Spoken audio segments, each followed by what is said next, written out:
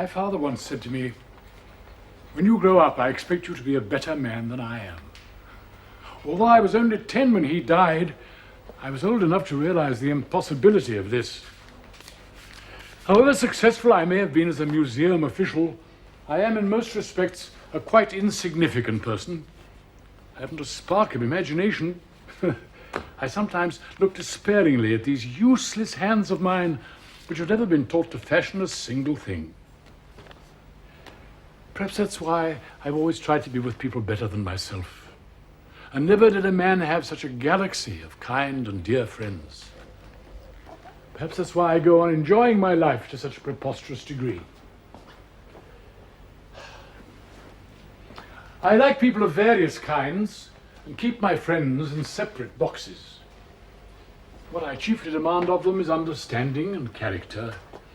If they also have looks, wit, and morals of some kind, however unconventional, so much the better. Some of my friends I have to keep apart. Others I try to bring together.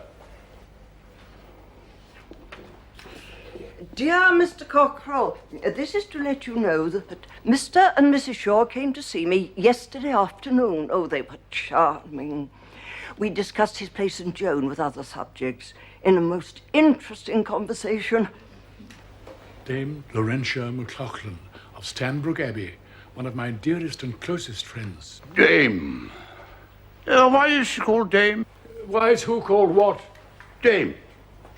Why is she called Dame? There's no need to shout. You're going deaf. Nonsense. What did you say? The road that led us to Stanbrook Abbey was little more than an oozy quagmire. It had been raining heavily. I'd gone there because Sidney Cockrell had urged me to do so. He was then director of the Fitzwilliam Museum in Cambridge and had a wide circle of friends with whom he corresponded very regularly. I told Dame Laurentia that I'd known Bernard Shaw for many years and regarded him not only as one of the cleverest, but one of the best and honestest of living Englishmen. Irishman. I was asking about your friend, the nun. Why is she called Dame? It's just a form of address, that's all. Like monks calling themselves Dom? Exactly. I was most surprised when we were shown into the parlour there. I had no idea that Dame Laurentia would be shielded from us by an iron grill. The community at Stanbrook is enclosed. It was an odd experience. I'd never talked through bars before. But Charlotte and I, we liked her very much. Will you go to see her again? No, never. How long has she been in there? Almost 50 years. What? Well, that alters the case entirely. I'll go whenever I can. I am now in possession of my own copy of St. Joan, adorned with the inscription to Sister Laurentia from Brother Bernard. Mr. Shaw is becoming quite monastic. St. Joan is a wonderful play, reaching in its simplicity a high degree of art which must have cost much labor. Joan herself is beautifully portrayed. However, Mr. Shaw's version of the trial does not please me. He is far too sympathetic to the Protestants. My dear Sister Laurentia, in reading heathen literature such as mine, you must remember that I am not addressing an audience exclusively Catholic. It includes not only Protestants, but Indians and Orientals. If I wrote strictly from a Catholic point of view, my book would reach no further than the penny lives of the saints that they sell in the churches of Ireland. I want my sound to go out to all lands. Shaw once told me he always composed in shorthand. His text was then typewritten by his secretary. I let the play write itself and shape itself. Quite often I don't know what's going to happen on the next page. Well, what about the plot? How do you think of that? Oh, I never invent a plot. Plot has always been the curse of serious drama, and indeed of serious literature of any kind. How extraordinary. Extraordinary? You make it sound so easy. But so it is. When people ask me, is it difficult to write plays, I always reply that it is either easy or impossible. It may be laborious, that's quite another matter. But unless the novice can do it from the very first, without any serious difficulty or uncertainty, he'd better not do it at all. It's not his job. Last Friday, I had another visit from Brother Bernard and Mrs. Shaw. He looks amazingly young and fresh with the blue eyes of a child. And I do like him. He has such a pretty knack of turning on one with a whimsical smile, just when you think you've caught him. It's so good of them both to come and see the likes of me. He brought me a copy of the Apple Cart, which I read with great delight. Oh, what dialogue. Act 2 interested me very much. Under that cold, clear-as-ice brain, I find a good deal of emotion. I am not aware of any emotional episode in Brother Bernard's life, and I'd always supposed that he never had an entanglement from which he could not retreat at will. I found sex hopeless as a basis for permanent relations. Never dreamt of marriage in connection with it.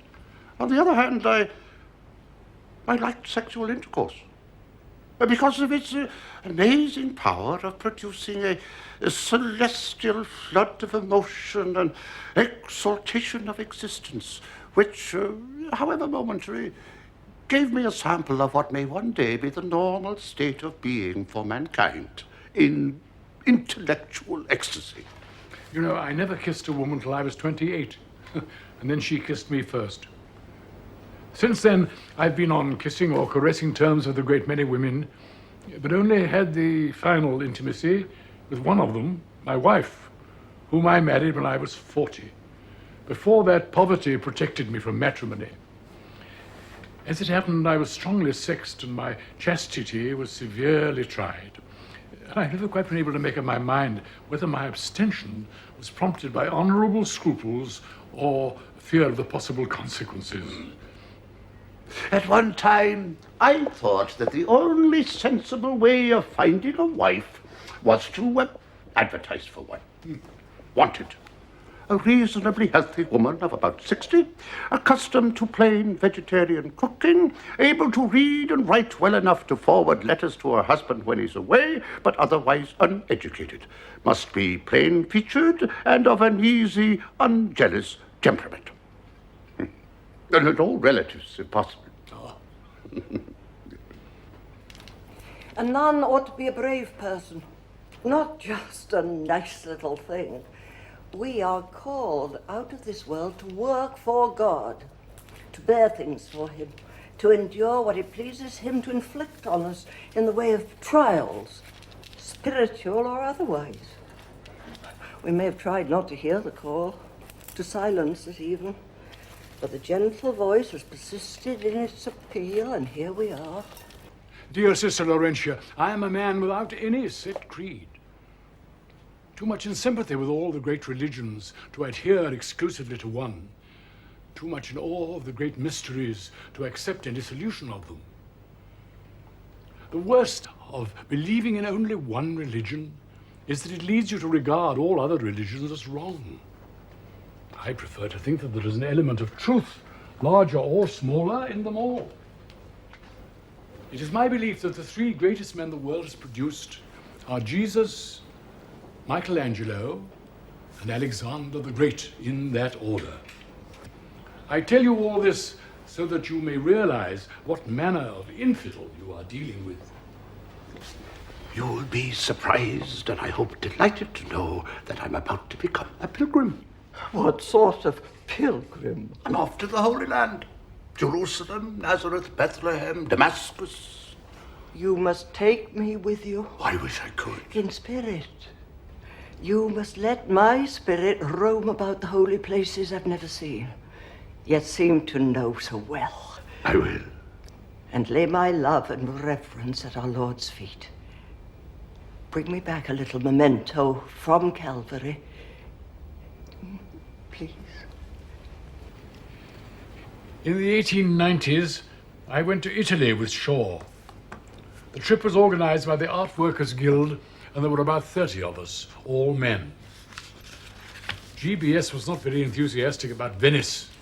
St. Mark's, he thought, would make an ideal railway station. I suffered greatly from mosquito bites and fleas. Shaw said the only remedy was to perspire freely, thus giving the fleece rheumatism, a hideously unpleasant ailment for an insect that has to jump for its life every few seconds. It is St. Patrick's Day, and I am in Damascus. I ask myself whether I shall persuade Sister Laurentia to get herself a tailor-made short skirt, gaiter boots, a fair I'll pull over, a field glass and camera, a sun umbrella lined with red, a Revelation suitcase, and hasten hither to see for herself what she has only imagined at Stanbrook. I leave that question unanswered, but I'll tell you what might happen to you because it has happened to me. You would enter the Holy Land at night, with the sky full of strange new constellations and all the old ones topsy-turvy, but with the stars soft and large and down quite close overhead in a sky that you feel to be of a deep and lovely blue. When the light comes, you have left the land of Egypt with its endlessly flat delta utterly behind, and you are in a hilly country, with patches of cultivation wrested from the omnipresent stones. And in this landscape, the sight of a woman with an infant in her arms takes on the quality of a vision. Here you feel that Christ lived and grew up. Here Mary bore and reared him. And that there is no land on earth quite like it. For this first hour, you will not improve. Later on, the guides try to be more exact. This, they say, is the stable of the inn. That's the carpenter shop. And up there, that's the room in which the Last Supper was served. Yeah, but you know that they're romancing. There isn't a scrap of evidence. But later on, I swam in the lake of Tiberias with the pleasant sense that this, at least, was Christ's lake, and that here no one could stake out the track on which he walked or the site from which the miraculous draught of fishes was hauled. It's better to have Christ everywhere than somewhere, especially somewhere when he probably wasn't. The hills rise up almost into the mountains over the train to Jerusalem, which winds between them so sinuously that you can see its tail from the window. But when you arrive, you're surprised.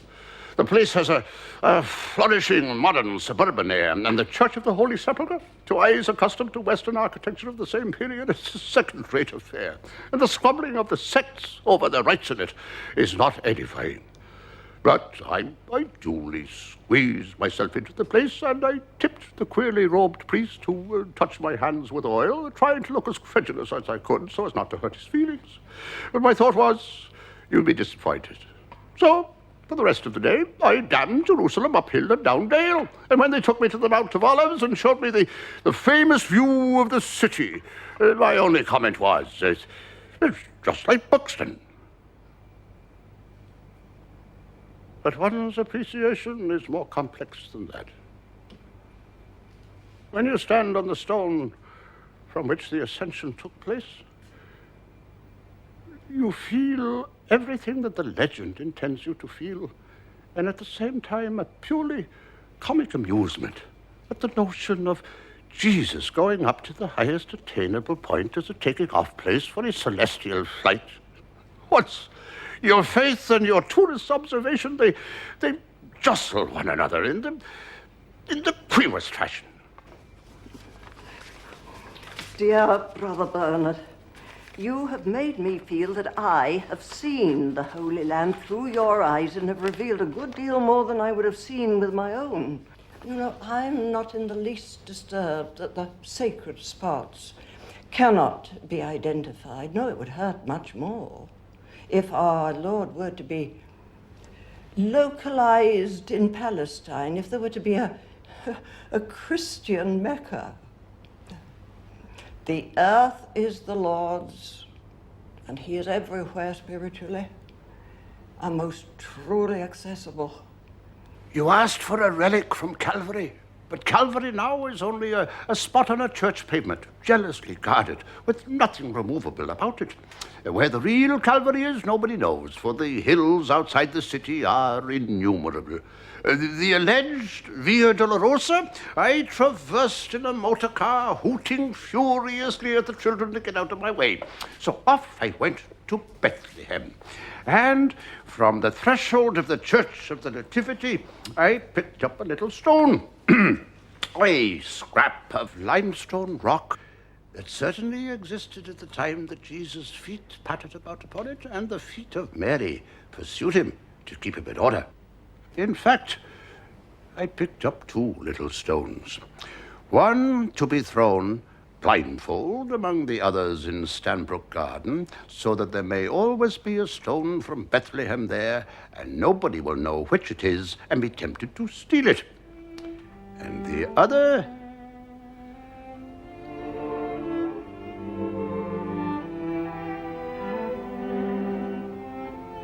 for your own self.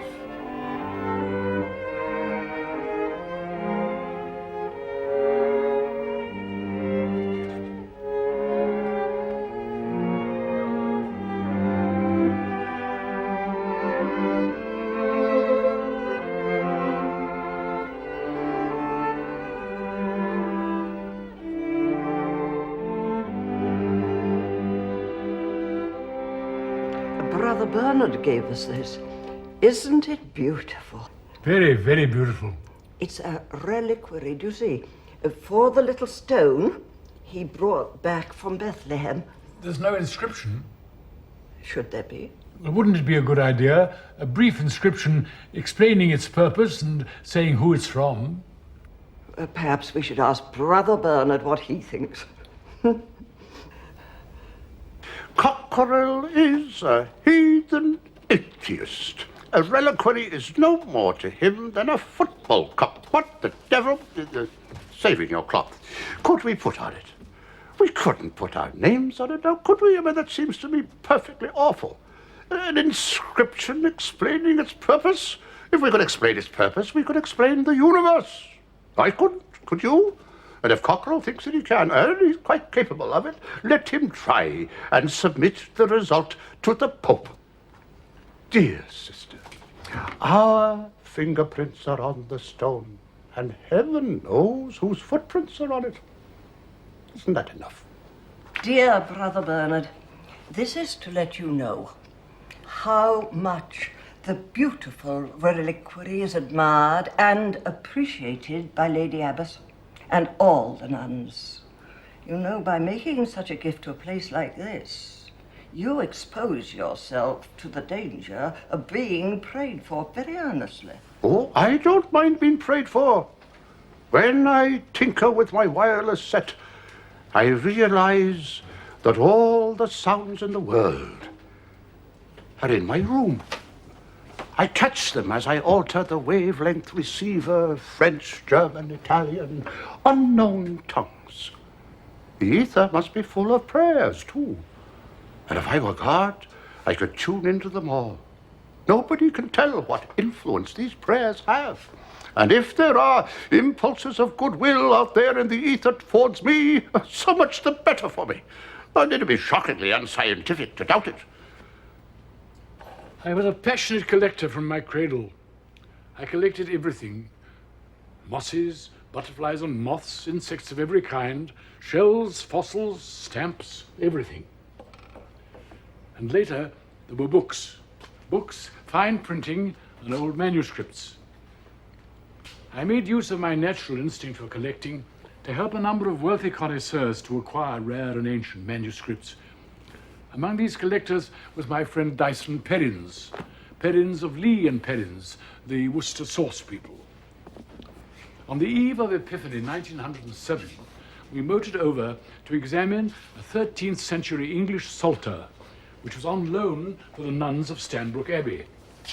That was my very first visit to Stanbrook, and my first sight of you. I was aware that the nuns had a printing press in the Abbey and that their work was of the very highest order. Printing is an eminently monastic occupation. And the Stanbrook Abbey Press is not just an artistic hobby, it is an integral part of our life of dedication and prayer. Yes, I was deeply impressed by your scholarship. And the faces of the nuns showed me that they were serenely happy, although so much removed from the world and its wonders. That first visit to Stanbrook set me thinking a good deal. The daughters of St. Benedict have a reputation of a love of study, although they like to remain quiet and hidden. And you are quite right in saying that we are intensely happy. The monastic life is a world of its own, full of wonders of its own, full of reality and full of interest. Of course, all such happiness presupposes a call to the life. Tell me how you spend your days. I have no idea what you do. Well, now, what do you imagine? Imagine? Oh, well, I imagine many hours of prayer, of music, choir in the chapel, simple meals, contemplation, walks in the garden, quietude, tranquility. There's rather more to it than that. Our life is very busy. We rise at 5, Lord's is at 5:30, at 6 there's half an hour of prayer, and then the knock is given for sung prime, then early mass, and at 7:45 breakfast, a cup of tea. We always drink standing up, and then there's an hour of manual labour, cleaning out our cells, the dormitories, the church, and that is horrible. If you're not used to it, you get frightful housemaid's knee. Solemn Mass at 9, preceded by terce, or terce and sext, or terce, sext, and nones.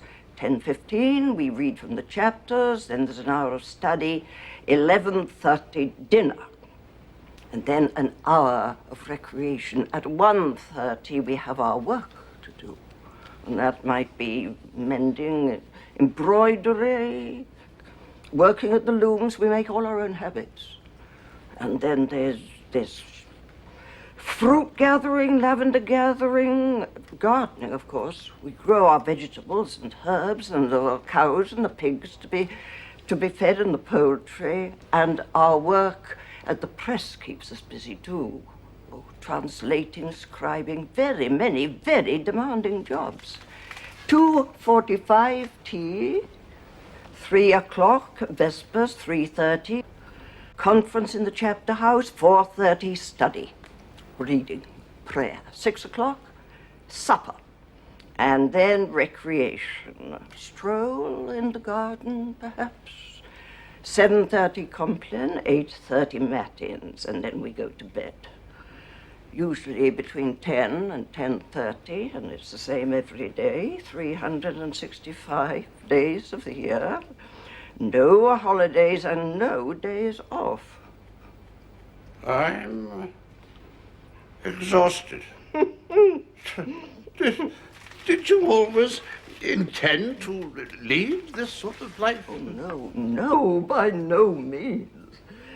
But I was at school here, you see, and in those days I was a nun-hater. I was quite convinced I'd never want to be one. And then at Christmas, my father wrote me a letter. "Are you happy?" he asked. Well, I chewed my pen, looked at the question from every angle, wanted to say I was miserable. But I had to tell him the truth. I picked up my pen and I wrote quickly, "Yes, I am very happy." But that question of his persisted. I considered it more deeply than I'd ever considered anything before, and then I realized our Lord was asking for my heart. I could not keep it from him.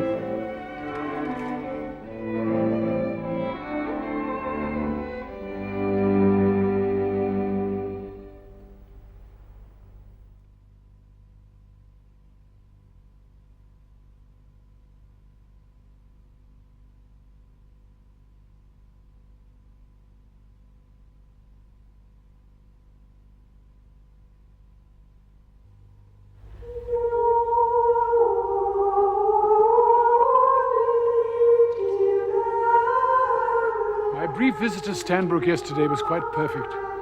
What a treat to see you. And that lovely singing will never quite die out of my heart. On my way driving home, I saw hares playing in the fields, 9 of them at one time, and larks and plovers overhead. And I thought of you, and was sorry to think that you were cut off from all the thrill it gave me. Am I not to be sorry that you miss these things? You must not think of us as being caged. We don't answer a bit to that description. The only place where there is an impression of cutting off is the parlor. And we look on the grill as a barrier, not to keep us in, but to keep you out. I admit we are all caged in some way, and that you are free from some of the shackles that bind other women. And as for keeping me out, well, I accept that situation cheerily. And if you like, you may say that it is I who am the prisoner on the wide earth. I love the fight, such easy part as I take in it, and would not be behind a grill, sheltered from all the thorns and thistles for anything. You don't imagine, do you, that in the religious life we avoid thorns and thistles? Communities often undergo severe trials of some sort or another. To begin with, 84 people cannot live together without occasional sparks being struck off.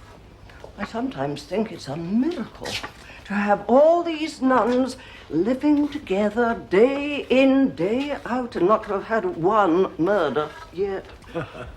I can see that the life that you chose when you were so young has been full of blessings. But if you were to have the choice again, would you repeat it? Oh, yes. Yes, most certainly I would. I sometimes marvel at the wisdom I displayed in making the choice. I was young and fairly foolish, and terribly fond of pleasure. But perhaps my youth had something to do with the wisdom I displayed, because I think the young often have a clearness of vision as to what is the right thing for them. Like you, I would ask no better than to repeat my life, mistakes, follies, and all, knowing how much more than my proper share of good fortune I've had. And as for temptations, well, I'm glad to have had them too, though I may sometime have fallen. You're quite right, of course, in saying that we're all caged. The question is, what kind of people are the most free, or the least caged? The answer would depend on what we understand by freedom. As for me, I dread success. To have succeeded is to have finished one's business on this earth. Like the male spider who is killed by the female at the moment he has succeeded in his courtship. I like a state of continual becoming, with a goal in front and not behind. And then too, I like fighting successful people, attacking them, rousing them, testing their mettle, kicking over their sandcastles so as to make them build stone ones. It develops one's muscles, and you learn from it. A man never tells you anything until you contradict him.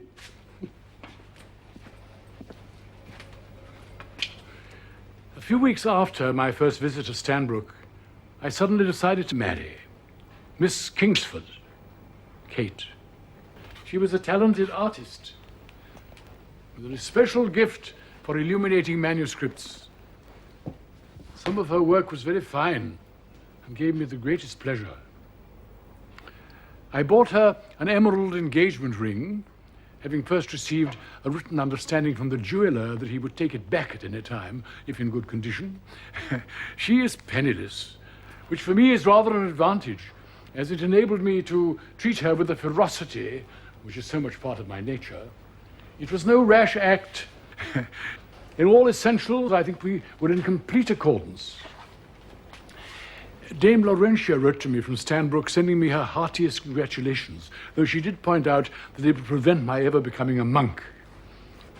Some of my other friends were more cautious and warned me against matrimony. Perhaps I should have listened more intently to their advice, for I never really understood my wife, and her illness created serious problems for us both. When she was 44, after only 9 years of marriage, she developed disseminated sclerosis and was confined to her bed. And the rest of her life was clouded with increasing helplessness and pain. We had 3 children, 2 girls and a boy, Christopher. What news from Stanbrook? Have you heard from Sister Laurentia? Only a few lines about the election. What election? Haven't you heard? The Lady Abbess died last week, and there's an election on the 24th. I felt sure she'd have written to you as well. No, not a word. How dare she? I'm quite jealous. Well, I expect she's been extremely busy. I wonder what it's like, an election at Stanbrook. All very solemn, I gather. They vote in church, behind locked doors. Perhaps they indulge in some form of ecclesiastical electioneering. Do you suppose they do? Do you suppose they hoist up their skirts and run around the abbey carrying banners? Vote for Sister Sulpicia and short prayers. Sister Anne stands for cutlets on Friday and breakfast in bed 3 times a week. Vote for Dame Laurentia, the enclosed nun. With the unenclosed mind.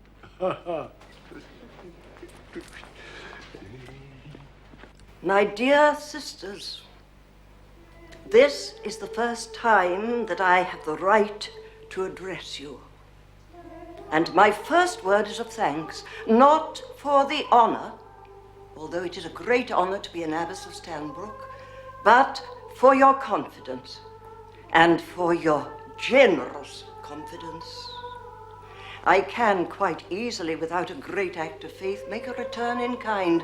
And I want to say at once that I have the deepest confidence in this community as a whole and in each member. A bishop said, when elected, "I have heard the truth for the last time," meaning that from henceforth he would be flattered or perhaps only half informed. There should be none of that between us. An abbess should be able to hear freely and to speak freely. It is a wonderful thing to be the spiritual mother of 80 souls, a very ennobling responsibility, for we have a great tradition and a great inheritance to uphold. A friend came to supper yesterday evening and entertained us with the following story. A rich lady died in Egypt, and her nephew, having first ascertained that the will was satisfactory, cabled that the body should be embalmed and sent back for burial in England. The coffin arrived in due time, but when they unscrewed it, they were dismayed to find that it contained the remains not of the aunt, but of a Russian general who had died and been embalmed at the same time. They telegraphed to Russia to ask that the mistake should be rectified, and got back the answer, "Your aunt buried with full military honors. Do what you like with the general." That puts me in mind of a story Cardinal Gasquet told us when he returned from America. A certain man's mother-in-law went to Denver for her health and there died. A message was sent to the son-in-law, "Mother-in-law dead. Shall we embalm, cremate, or bury?" The answer came, "Embalm, cremate, and bury. Take no risks."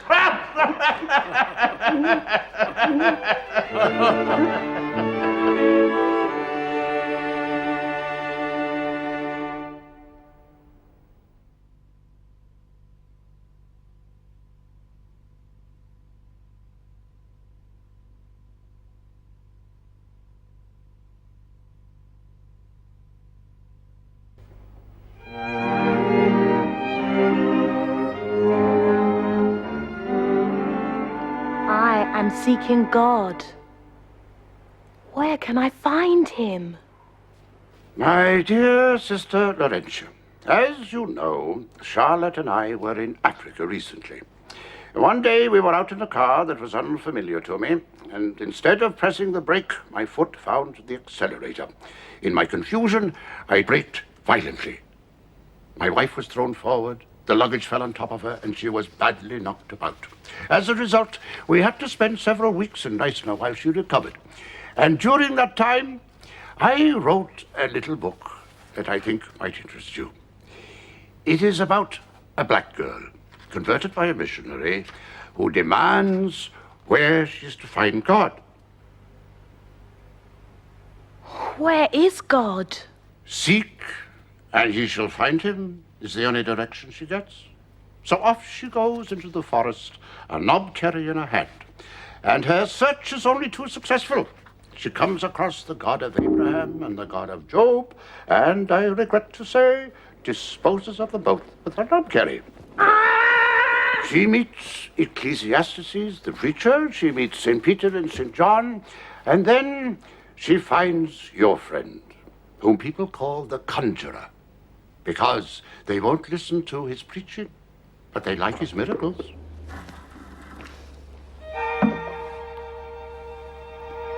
Take this and drink in remembrance of me.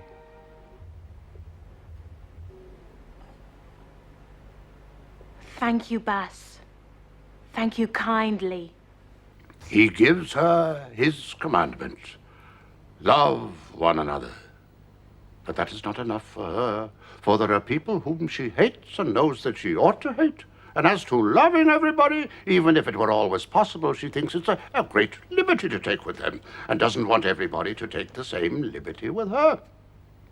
A little later, she comes across the conjurer, stretched out on a cross, acting as a model for an image carver who pays him 6 an hour, that being the only way he can earn his scanty bread. He is talking to an Arab, Muhammad. Why do you do this, my friend? What else should I do if I'm not to starve? People refuse to listen to me unless I do conjuring tricks for them.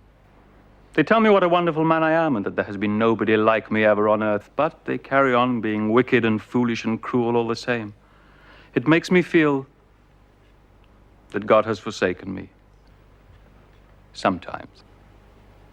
Finally, she comes to a villa with a garden which a frightfully intelligent-looking, wizened old gentleman is cultivating in a rather amateurish way. On hearing of her quest, he remonstrates with her and confesses that if God were coming to see him, he should hide in the nearest mouse hole. And besides, he says, you need not hunt for God. He is always at your elbow. This impresses the girl so much that she goes into the garden and helps the old gentleman to cultivate it until he dies and bequeaths it to her.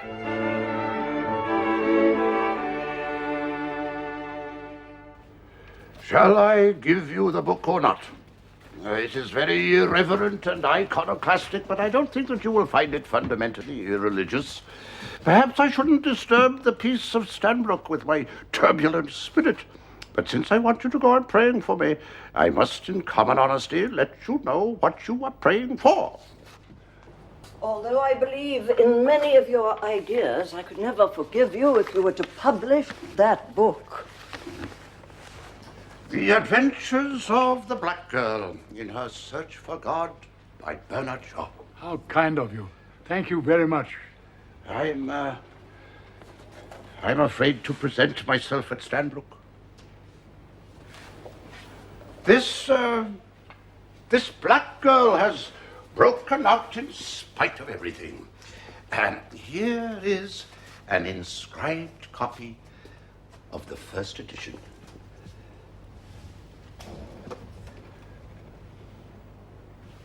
Forgive me? The fact is, our points of view are so different that either talking or writing around the idea can be of little use. The only way you could comfort me would be to withdraw the black girl from circulation. I don't think that you can realize how deeply you have outraged the feelings of those who, like myself, believe in God and our Lord's divinity. These things are not vital to you, but they are to millions. And there are things that are too sacred to be played with. Let me explain. If you had written against my father or my mother, you would not expect to be forgiven or received until you had made amends. I implore you to suppress this book and retract its blasphemies, and thus undo some of the evil it has wrought. You know how much I have valued our friendship, and how deeply I have believed in you. Is this precious thing to be sacrificed to a book that is unworthy of you? Sister Laurentia, you are the most unreasonable woman I ever knew. You want me to go out and collect 100,000 copies of The Black Girl, which have all been read, and the mischief, if any, done? You think you're a better Catholic than I? Well, let me tell you that my view of the Bible is the view of the fathers of the church, and yours is that of a Belfast Protestant, to whom the Bible is a fetish and religion entirely irrational.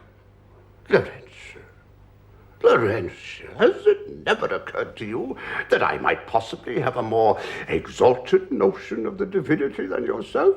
Do you think that God didn't know what he was doing when he inspired me to write The Black Girl? What happened was this. When my wife was ill in Africa, God came to me, and God said, "These women at Stanbrook, they plague me night and day with their prayers for you. What are you good for anyhow?" So I said that I could write a bit, but I wasn't good for much else. So God said, "Take your pen and write what I shall put into your silly head." And when I'd done so, I told you about it, and you were not pleased.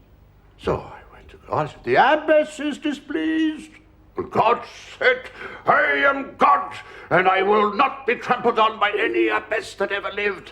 And I said, "Oh, that she's a very obstinate woman, and there's no use you're going to have a talk with her unless you agree with everything she says, exactly as they taught it to her when she was a child." So I leave you to settle it with God and his Son the best you can.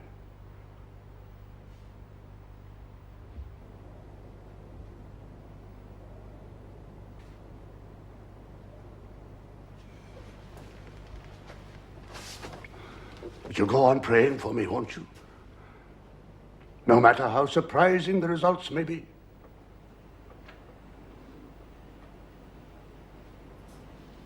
She did not reply. Shaw's travels often took him past the gates of Stanbrook Abbey, but he never stopped, never looked in to make his peace. Friendship flags if it is not kept warm, and there seemed to be at an end. Then, over a year later, he received through the post a small buff-colored card with the inscription, "In memory of September the 6th, 1884 to 1934, Dame Laurentia McLaughlin, Abbess of Stanbrook."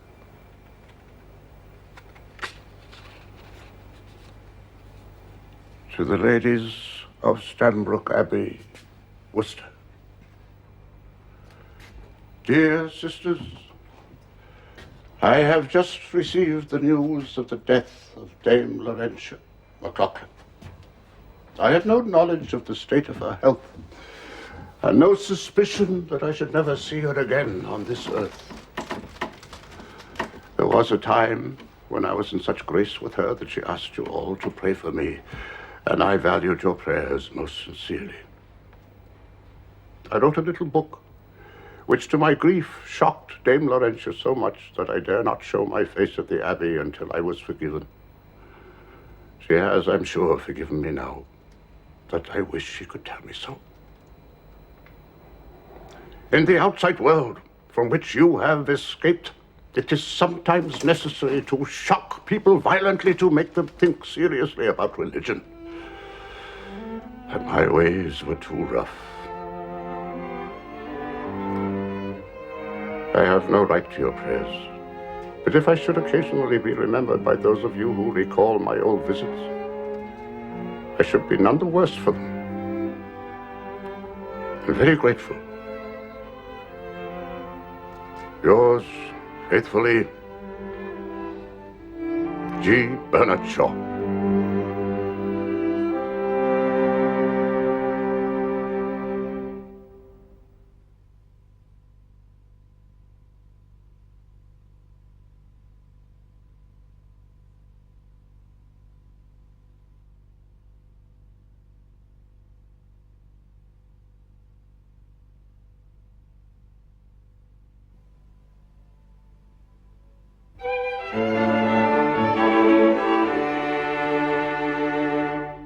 I first set eyes on GBS when he was lecturing at Hammersmith in 1886. Well, fairly good, I thought, but nothing wonderful. We met 3 years later, and we've been friends ever since. Although Shaw is a great and wise man, vociferously acclaimed and appreciated throughout the world, he's not above committing the occasional howler. Indeed, his letter to the nuns at Stanbrook could, I suppose, be classed as a super howler. However, as Shaw himself once said, the man who's never made a mistake will never make anything. He wrote his letter on October the 3rd, and the reply came by return of post. My dear Brother Bernard, as you see, I am not dead. I have been celebrating my golden jubilee in the habit, as we call it, 50 years as a nun. That little card is a souvenir of the event. At such a time, my mind recalled old friends, you among them. When you are next near Stanbrook, you will come and see me again. You have my daily prayers. I hope they will have nothing but good results in the future. I thought that you were in heaven, happy and blessed, and you were laughing at me all the time. Oh, what's your revenge for that black girl, Laurentia? Oh, Laurentia. How could you?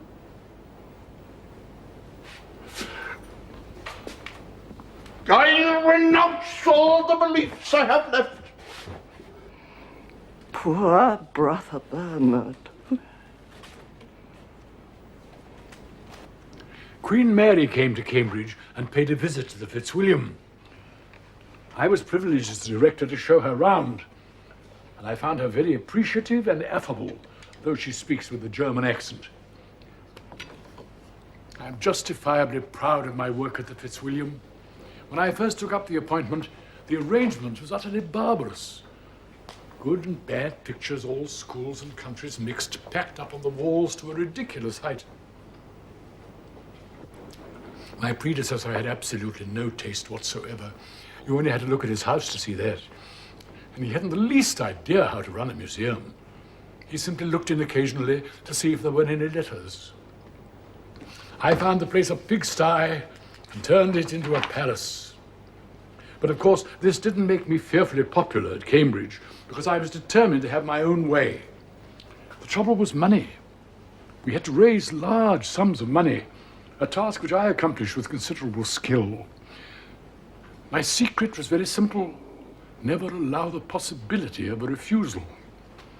I would select my man, preferably someone with lots of money and no children, and get myself invited to dinner with him. And then over the wine I would say, what's going to happen to your collection when you die? They hardly ever refused to help me. I was told that Queen Mary dwelt continually on the beauty of the Fitzwilliam. On her drive back to London, I think I could have made a friend of her if I'd gone to Buckingham Palace and written my name in the book. She might have sent me a photograph and asked me to tea.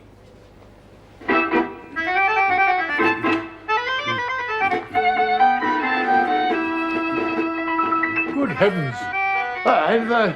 I've been making a study of the tango. I learnt it when I was on holiday in Madeira. The promenade. The position and courage of the head is extremely important. It must be kept erect with the chin tilted slightly upwards. The man who taught me believes that it owes its origins to the war dances of ancient Thebes. Very improbable, in my opinion. This is the third figure of the tango, the Media Luna. I'm most impressed. Oh, so you should be. Dance.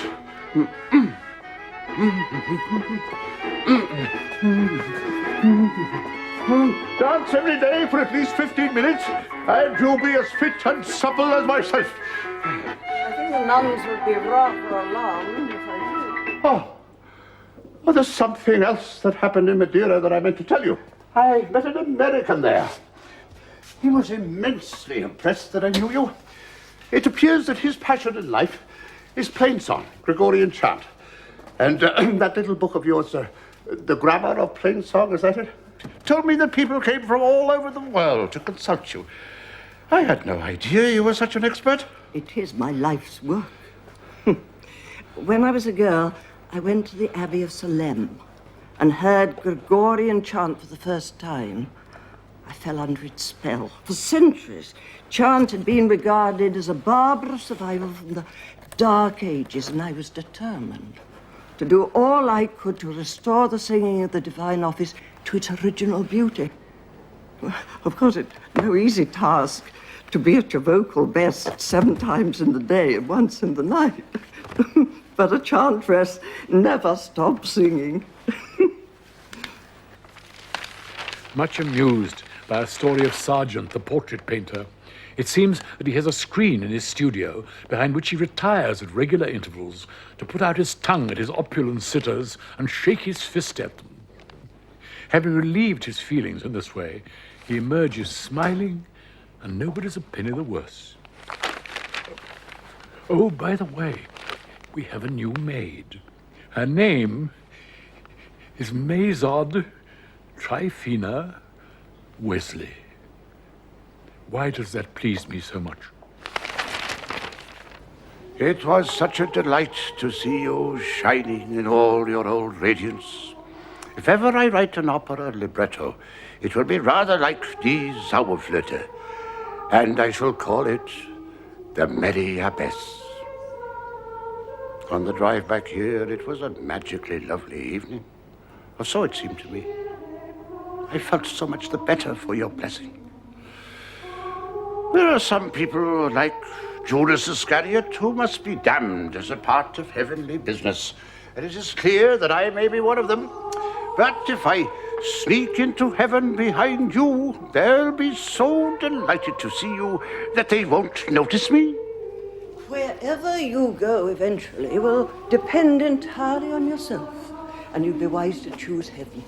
People aren't sent to hell. They go there because they choose that fate. Anyhow, neither of you is going to the wrong place if I can do anything to prevent it.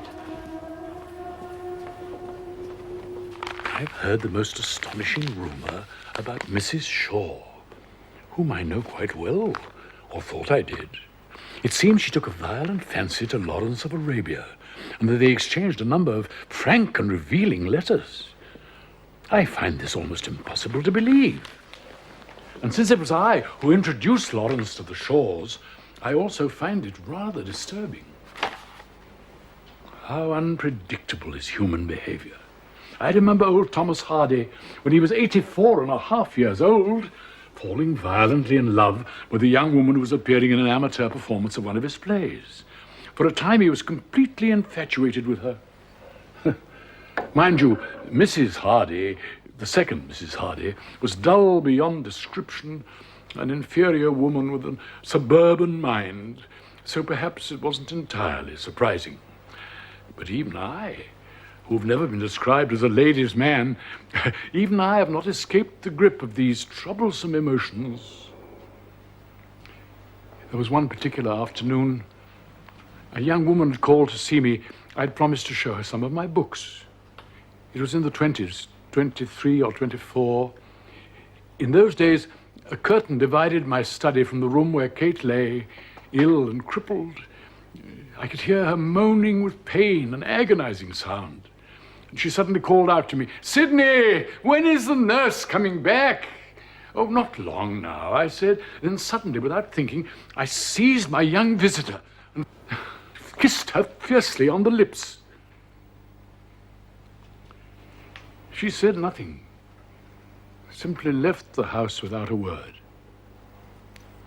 It reminded me of what Thomas Hardy told me one morning. One of the first rules for a writer of fiction is that it must never be made so strange as fact. I am in straitened circumstances to the extent of being overdrawn several thousands to meet the war taxation.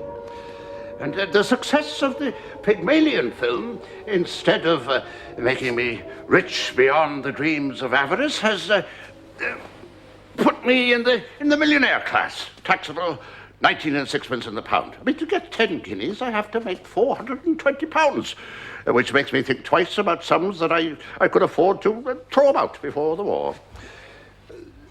Charlotte is badly crippled.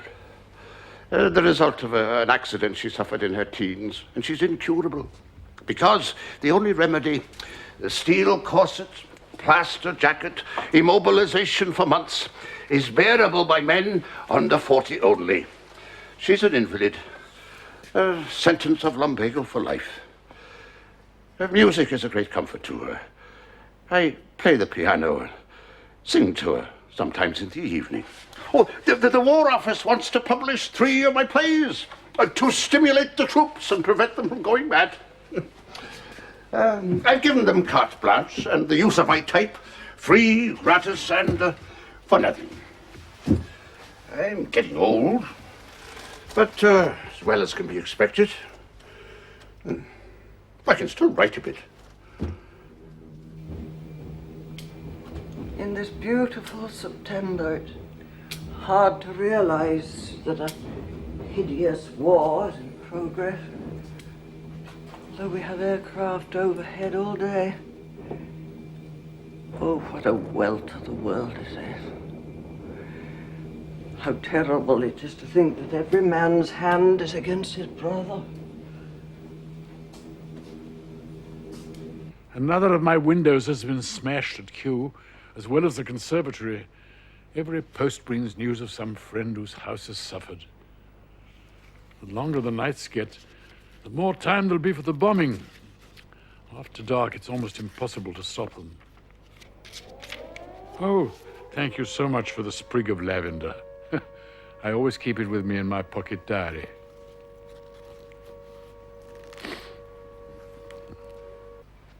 Mr. Bernard Shaw has received such a prodigious mass of letters on the occasion of his wife's death that though he has read and values them all, to reply to each individually is beyond his powers.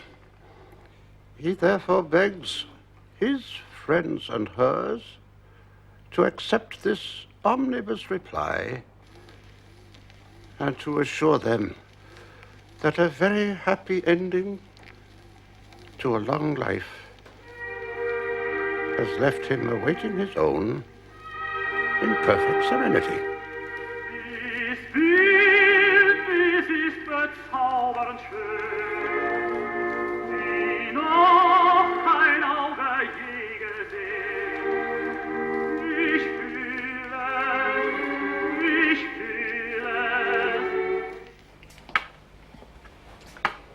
We have a young Italian working for us in the gardens who rejoices in the splendid name of Concenzo Malatesta.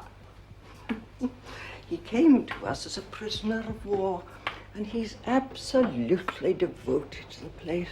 He declares that we are his father, his mother, his brothers and sisters. He's just returned from a visit to his mother in Naples, who would not believe until I wrote and assured her that her son was working in a convento. He's returned laden with gifts of fruit and cheese, and for me a gold ring, which he presented very shyly, wondering if I would accept it, as if I would think of refusing. The ring is adorned with a large R for remembrance. It fits me perfectly. I think of wearing it in bed. Dearest sister, tomorrow is the 22nd anniversary of our blessed and never to be forgotten romp in London. I remember it all so clearly, every detail. Most of all do I remember that joyful morning, September the 7th, 1922, when I first received your letter telling me that such a trip might be possible. Dear Mr. Cockerell, I am altogether plain-songy at present. I have been invited by the Abbey of East Berkholt, Suffolk, to give the nuns a month's choir training. I am greatly excited to hear your news. If you have to pass through London, could I not meet you at Paddington Station and pilot you across the city via the British Museum? It's halfway to Liverpool Street. How nice of you to be so keen about my news. There are still some formalities to be completed. Leave from Rome is required for the expedition, but I'm sure they'll be settled in time. I'm keeping next Thursday free to meet you at Paddington. What I would like to know is this. Would you like to bestow all of your time on the British Museum? Or would you like to visit the National Gallery as well? Or Westminster Abbey? Or etc., etc. Are you just an ordinary mortal on your way through London? I mean, could you lunch in a public restaurant? Or should a more secluded and holy place be found? My train is due at Paddington at 9:50. And I leave at Liverpool Street at 5:42, so that gives us a good day. I'm very keen to hear Mass in Westminster Cathedral. Could you please take me there? And then show me something of the Abbey before midday. Would this be very troublesome to you? Please be frank. Of course, I shall be delighted to fall in with all your plans. What fun to have you in London. It'll be a very busy day.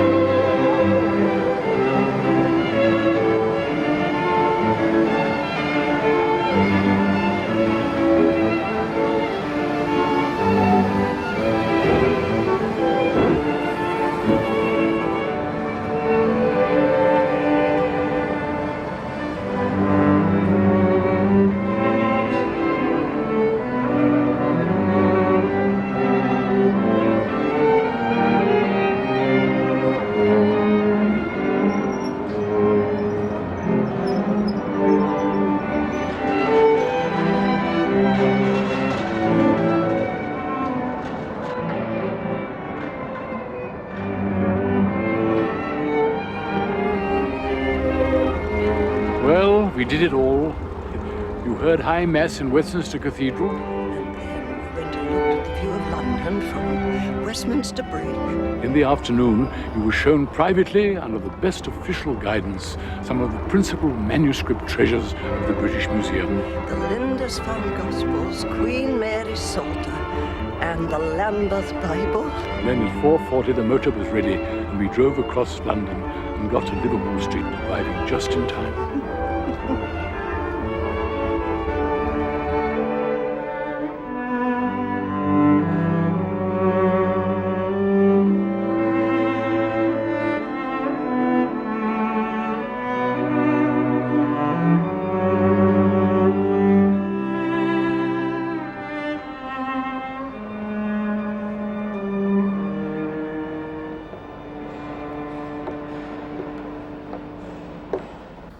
Oh, my dear Sister Laurentia, a few weeks ago I had a visit from another very special friend whose vocation was as widely different from yours as any two vocations can be.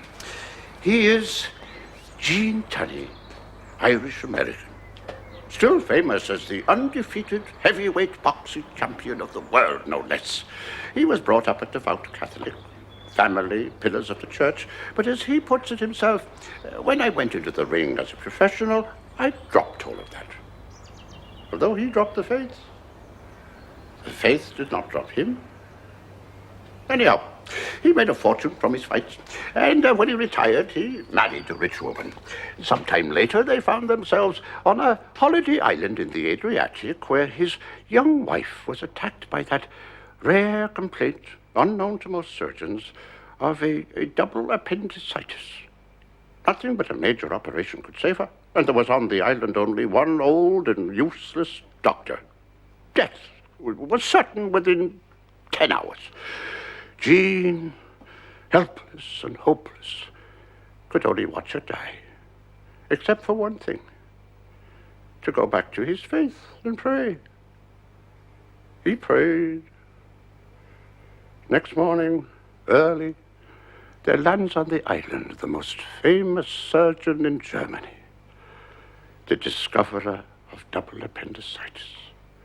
Within hours, Mrs. Tunney is out of danger and is now the healthy mother of 4 children. Protestants and skeptics may see nothing in this but a coincidence.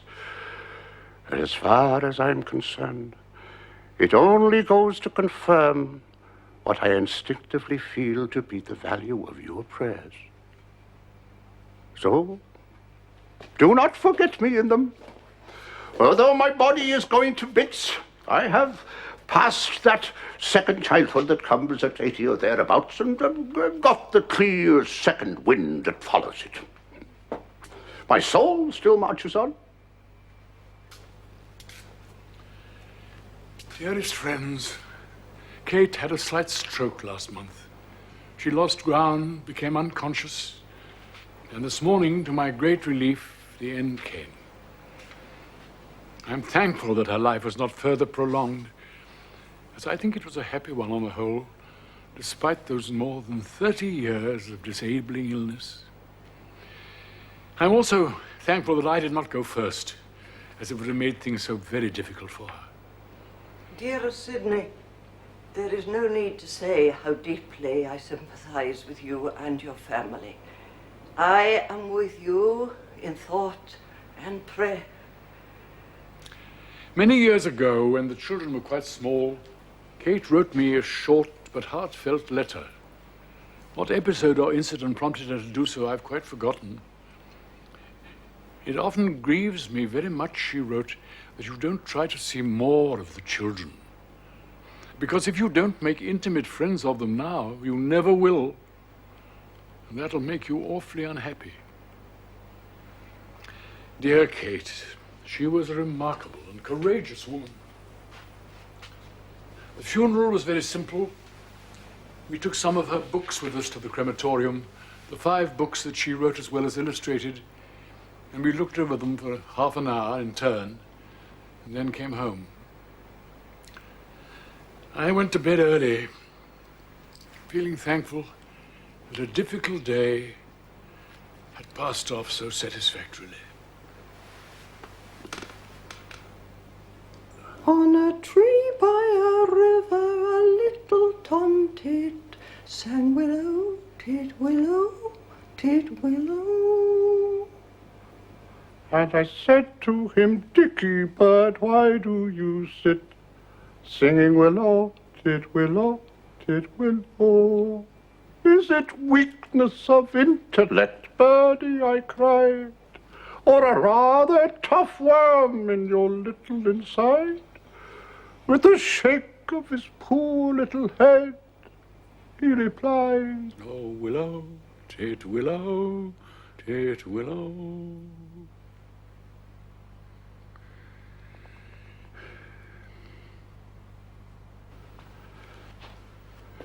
We have to face the fact that we are a very poor lot. Yet we must be the best that God can as yet do, else he would have done something better.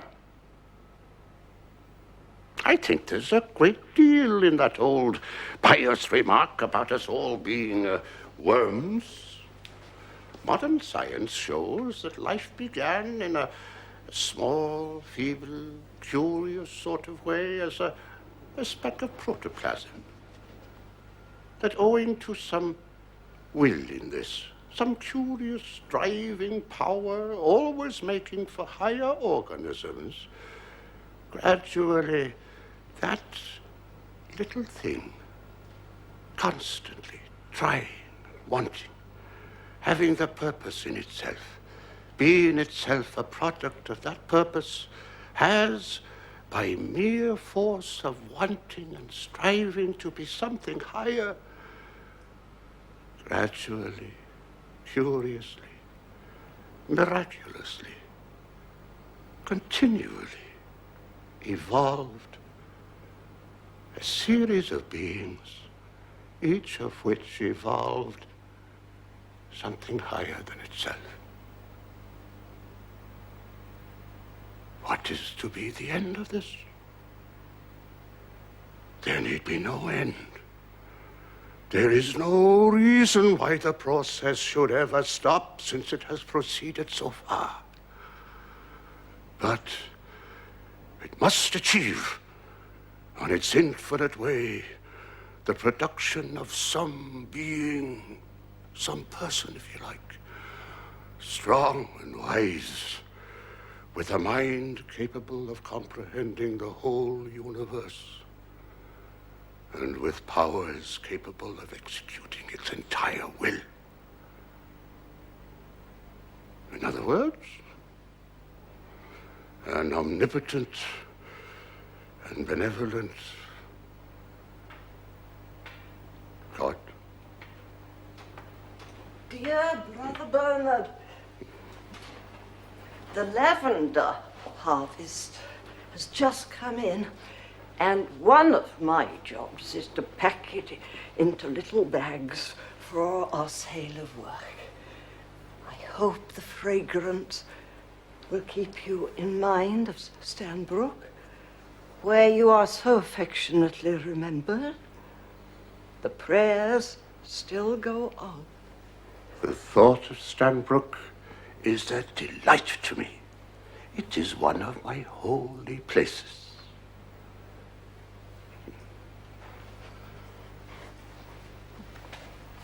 I'm going to die now.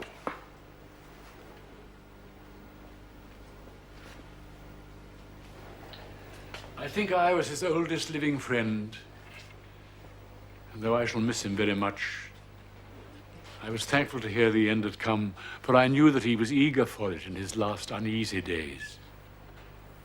I had a very deep esteem for him. He had all the attributes of a gentleman: unswerving integrity, consideration for others, generosity on the sly. I went up to Golders Green for the cremation, first time I'd been in a train for 9 months. There was no religious ceremony. The organist played one of Elgar's Enigma variations, and Libera Me from Verdi's Requiem, in accordance with a wish expressed by Shaw to Lady Esther.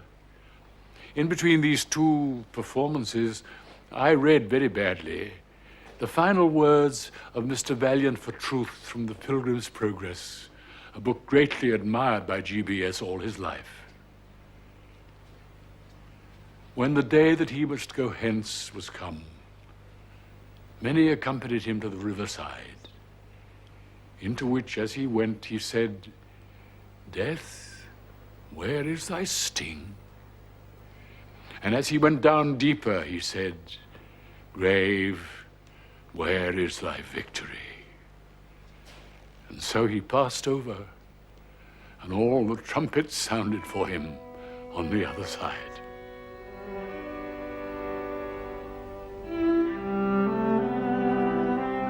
What a mystery friendship is, and how strangely and delightfully one's friends differ one from the other. Some we have to carry, others carry us. The perfect friend to my mind is one who believes in you from the start and never requires explanations and assurances. True friendship is one of the subtle and beautiful forces that glorify life. Dearest sister, think of it. We've now been friends for more than half our lives. What a strange and lucky chance brought us together. And how easily I might never have known you. I've been laid up a good deal this year. A little heart trouble, a little discomfort, but no pain to speak of. And I have plenty of nice visitors and do not repine, though I feel a bit spent and good for nothing. And how are you, my dear? I hope you can send me a better account of yourself. Dearest Sidney, I have been unwell too, but I am better now. Although I go rather piano, and locomotion is mainly in a wheelchair. Thank you for your so beautifully written note. I trust it did not tire you too much. Grievous news from Dame Laurentia. She's dangerously ill with congestion of the lung. This may be the last letter I shall receive from her. But it's written in a firm hand, and she says that she's holding her own.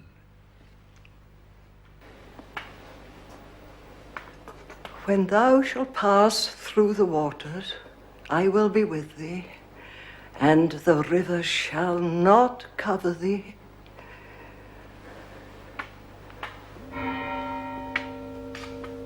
A very great lady is dead. Strengthened by the rites of Holy Church, she gave up her soul to God on the 23rd of August 1953, in the 88th year of her age, the 69th of her monastic life, and the 22nd of her rule as abbess. Hello? Hello? Yes, what? Yes, yes, Cockerel speaking. You'll have to speak up, I'm extremely deaf.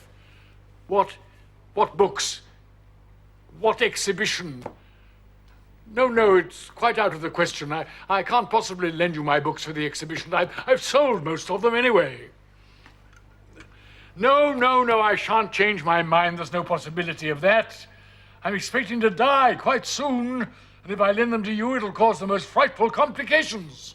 What? Yes, I'm sorry. Goodbye.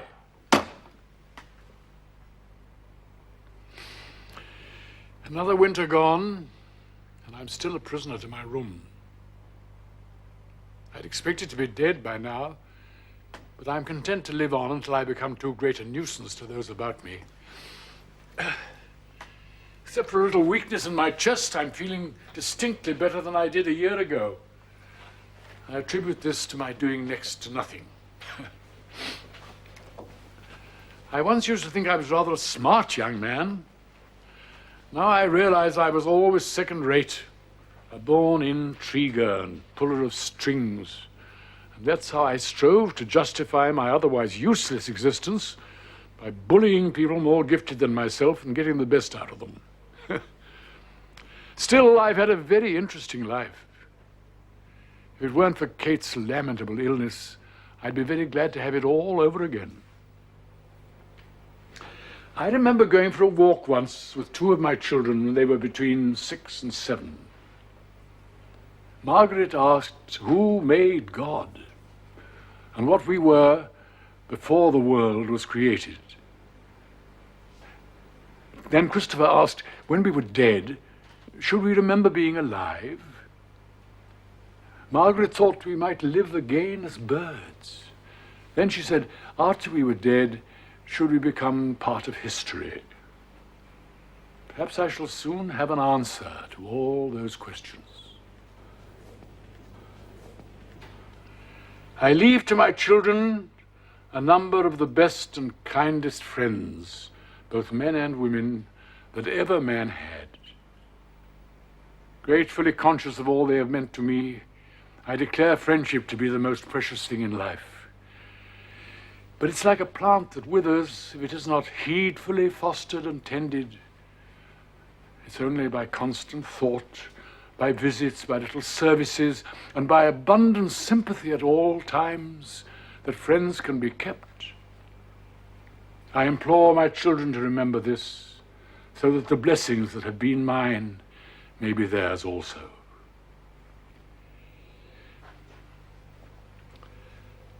A young man called to see me to talk about Ruskin.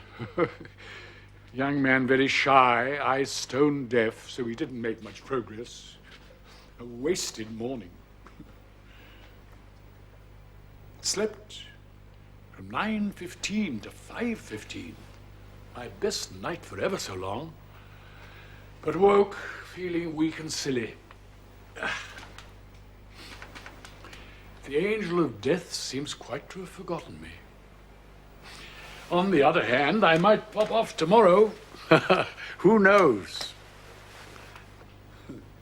Da-dee-da, dee-dee-dee, da-dee-da.